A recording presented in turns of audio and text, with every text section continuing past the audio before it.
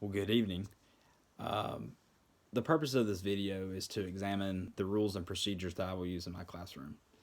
Um, I do have 6 rules and probably many procedures, but these 6 are the core of my classroom, and they start off with that students will arrive on time to my class. Um, it's very straightforward.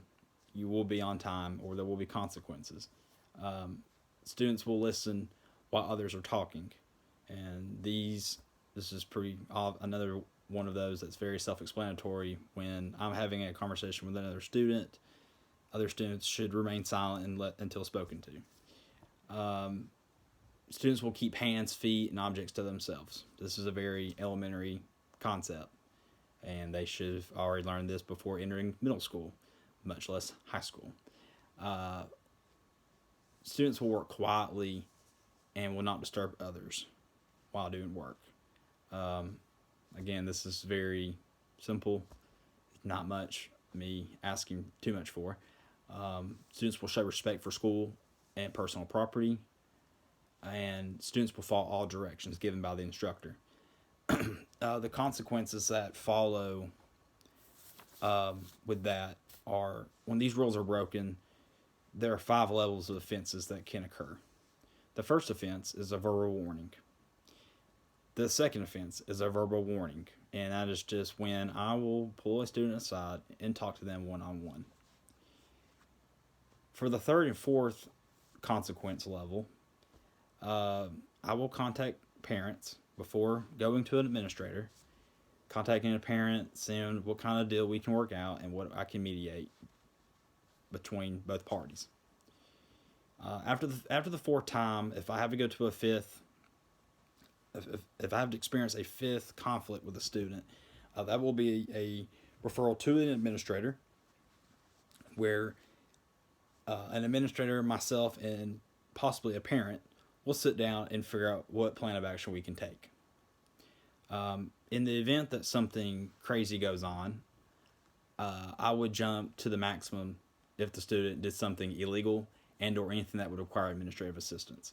And that is something that I know is wrong. It's really out of my hands, and I know I have to contact an administrator or law enforcement, whatever the school's policy is regarding that. The questions I have in front of me says, how would I teach and engage my class? The rules and procedures.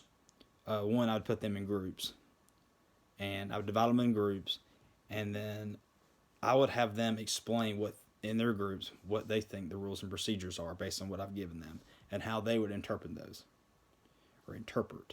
Sorry. Once that is over with, I will have a class. I will host a class discussion on what the rules and procedures actually are and what I expect. How will I assess these rules and procedures? Normally, I would not allow cell phones or any electronic device in that nature, but a Kahoot activity would probably be appropriate for this. It'd be multiple choice, and this would allow me to figure out what students know and do not know, and what I need to go over and reestablish. How often will I revisit my rules and procedures?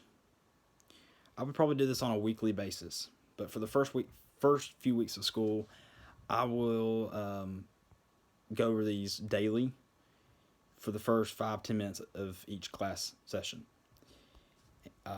Depending on the nature and atmosphere of the class, the climate of the class, I will probably, go over them every day or just so often, depending on how students do in my class.